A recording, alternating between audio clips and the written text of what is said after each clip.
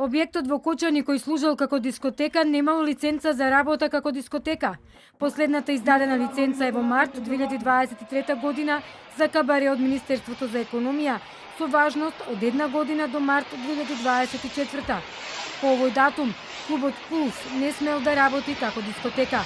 Од Министерството за економија не излегоа со податок дали после март минатата година лиценцата е обновена и за каков тип на објект.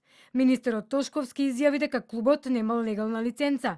Напомена дека има фалсификувани лиценци со датум од 2024 година наваму. Станува збор за нелегални лиценци кои што се издадени 2024 година, овде ги имам две. Тие се доказ во постапка, не можам да ги споделам сега, не дека не сакам.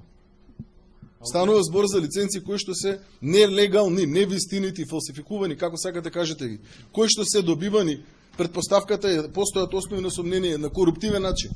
Приведени се 15 луѓе, меѓу нив поранешен државен секретар на Министерството за економија, раководител на сектор во Министерството за економија, приведен е и поранешен директор на дирекцијата за заштита и спасување и тројца вработени во дирекцијата. Министерството за внатрешни работи во координација со јавното обвинителство има осомничено повеќе од 20 луѓе. Околу 15 се во полициска станица. Дел од осомничените за предизвикување на овој настан се починати, дел се во болница. 4 лица имаме моментално обезбедени во болница. 2 члена на бендот, син на собственик на дискотека и управител на правното лице кое што ја менаџирало дискотеката. Дел од приведените лица кои што моментално се во полициска станица се луѓе кои имаат директна вина во врска со овој кривично правен настан, согласно доказите кои што ги имаме досега собрани.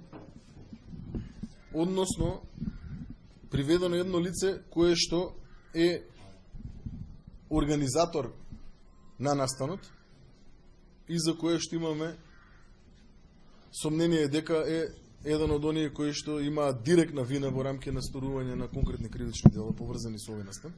Тошковски информираше и дека во дискотеката во Кочани имало 500 гости, а пријавени биле 250 влезници. Министерот потврди дека во дискотеката имало малолетни лица. Според неговите информации, 20 од повредените се тинејџери, а тројца од починатите биле деца под 18 години. Во полициската станица во Кочани во текот на целиот ден се носат докази од изгорената дискотека. Во пожарот кој утрово околу 2 часот изби во Кочанската дискотека повредени се 155 луѓе кои се хоспитализирани во различни здравствени установи низ државата, а 27 се во критична состојба.